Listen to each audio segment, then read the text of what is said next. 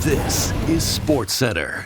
Hey, I'm Marissa Roberto. The stage is set for Canada at the 2026 FIFA World Cup. Now, we already know they were in Group B, but we now know who they'll be facing next summer.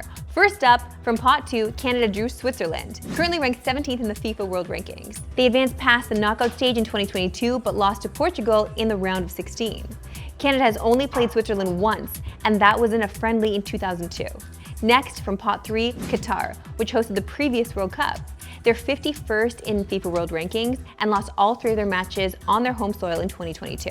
Canada beat Qatar in a friendly leading up to the tournament. And we'll have to wait a bit to find out exactly who Canada will get from Pot 4. They drew the winner of Playoff A. That's going to be either Italy, Northern Ireland, Wales, or Bosnia and Herzegovina. So take a look at Group B. Some pretty interesting competition for Canada. And Italian Canadians are crying. Time now for Building the FIFA World Cup, presented by Home Depot. I'm joined by my pal, Daniel Zakchevsky. Did I say it correctly? Yeah. It doesn't matter if you do or don't anyways. It's a very hard name. Thanks for saying that. We're just going with DZ, okay? That's the name we know and love. Listen, we have to talk about Canada's group because now we know they could potentially be playing Italy if Italy actually makes it in. Do you see Canada making it out of this group? That's a really difficult, question to answer because, as you said, it's still just listed as playoff. In our minds, it already says Italy. You want to see that opening match, and I definitely want to see that opening match just because of the pure magnitude of it. I'm more in favor of just get the good matches while you can. The whole point of a World Cup is that it's a party. But with that being said, Switzerland and Qatar completing out that group, if it's Italy as your opening match, and you have to get a result against them, and then you have to get a result against Switzerland, that's incredibly difficult to ask. It's possible. I don't think they got the worst group that they could have gotten, but looking past Switzerland or Qatar, that is a mistake, I think, if you're a Canadian fan. But all things considered, I'm happy now that third place teams can also go through because that is certainly on too. I know, thank God for that. Now we got to talk about the rest of the groups here because there are plenty, but which one excites you the most? I want to go with Group I, and the reason I'm choosing Group I is because Norway and France are in there. We get the 2 best goal scorers of their generation in Kylian Mbappe and Erling Haaland. And I don't know, I'm just like a narrative guy, especially because of the fact that it's now a 48-team field. It really did shake out that there was no true group of death. So if you're looking for group stage matches to kind of excite you, you gotta go heavy on narrative. And oh my God, just pick goals. I just think that's gonna be an incredible match, and it's the last match of Group I. So that is my pick. I thought you were gonna go England on that one because you know you are an England boy. I know, but we'll see how they do. And they might be playing in Canada. There's a good chance of that. So you'll catch me there, hopefully. Thanks, Daniel. To F1, and this is shaping up to be one of the greatest finishes in the history of the sport. Norris, Verstappen, Piastri. One of them comes out on top this weekend in the final race of the season. That's right, strap yourselves in for the Abu Dhabi Grand Prix. And who better to walk us through it than our friend Tim Perini, who is actually in Abu Dhabi. Timothy, how's it going, friend?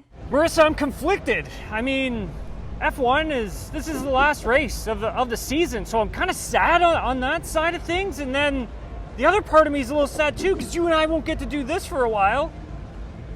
But on the other side of things, I mean, 3 drivers battling for an F1 title. We don't get to see that very often, so it's almost like a Christmas present, really. You unwrap it, you don't really know what's on the inside. All right, practice is wrapped up and we've got qualifying tomorrow. Does anyone in particular have an advantage in your opinion? I think Lando's in line for pole position on Saturday in qualifying. The reason I say that is because in free practice 2, his push laps, they did look very, very competitive. So I think the car is kind of there for him to extract that performance. And then I think when we look back to P2, P3, that kind of feels like it's going to be a toss-up between Max or Oscar. For Piastri, we don't really know what type of qualifying pace he actually has in him because he did make a mistake on his final push lap here in free practice 2 tonight, locked up. But over the team radio, I was listening to Tom Stallard, his race engineer, and he didn't sound too upset with Oscar over the radio, and there didn't seem to be too much frustration or confusion going on either. So I think there's a little bit of something in there for Piastri as well. So for now, I'm going to stick with Lando Norris, and I think it's a toss-up between Max or Oscar for P2, P3. Okay, this is the big question ahead of one of the biggest races in F1 history. Who do you have winning on Sunday, and who ends up taking the championship? Yeah, I'm gonna stick with Lando here. Now that could change, obviously, but for right now, and from what I've seen from free practice 2, I will stay with Lando Norris because his long-run pace, his race pace, it did look quite strong. However, so too did Max Verstappen's. Max was really quick on his initial long-run pace before the tire really started to wear out.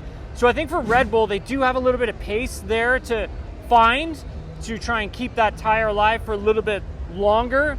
So I think when it comes down to it, for now, I'm going to take Lando Norris, but I'm not going to write off Max Verstappen because I do feel he is in the ballpark. Okay, Tim, we cannot wait to see how this one ends. Thanks, buddy. All right, thanks so much for having me, Marissa. I really appreciate it. Thanks, producer Jeremy, as well. You can catch the Abu Dhabi Grand Prix Sunday morning on TSN. Coverage begins at 6:30 Eastern, 3:30 Pacific. It's Friday, but we've got a special edition of our Anytime Goal Scorer bet on FanDuel. And after that hot start to the season, the Jets have fallen on some hard times. They've lost 6 of their last 7 and are trying to get back on track tonight against Buffalo. One guy who's not struggling is Kyle Connor. He has goals in each of the last 3 games and is 13th in the NHL with 32 points. And Connor has been awesome against the Sabres in his career, with 8 goals in 15 career games. FanDuel's got his odds to score tonight at plus 140, and we're counting on him to keep that hot streak going. And who knows, maybe Winnipeg gets back in the win column? Viewers in the Jets region can watch tonight's game on TSN. Coverage begins at 6 Central. It's a rare moment in the show when I get to have another Marissa on with 2 S's, so I'm taking that opportunity right now. Please now welcome to the show para-athlete and Canadian record holder Marissa Papaconstantinou.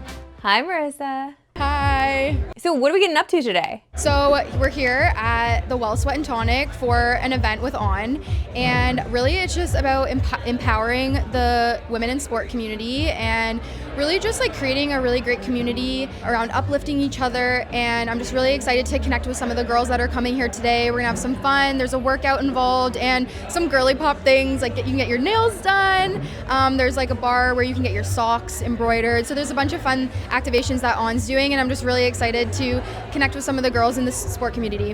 Why do you think it's so important to have events like this, especially for women? I think it's really important to have events like this because growing up, I had such amazing role models and such strong women in my corner, from my grandmothers to my mom to my aunts, my sister, everybody that just like was really inspiring and worked really hard to pursue their dreams. And I think in the sport community also, I had really amazing role models as well, and they've shaped me into the person I am today. They've given me the confidence that I have, and so I want to help other young girls kind of instill that within them and to show them that they really can truly do anything they set their mind to. Obviously, I am obsessed with you and everything you do, not just the name. But you also got a little something on the table there behind you. Mind giving us a little look? Yeah, so I got some of my medals here. I have my 4 World Championships medals. These are 2 from Delhi that just happened in the fall. And I have my Paralympic medal on the side here too. Always impressing. Thank you so much for coming on the show today. Thank you. That is it for me today. We will see you back here Monday. Have an amazing weekend. And just to clear things up for both Marissa and myself, it's 1 R, 2 S's, not Melissa. Thanks.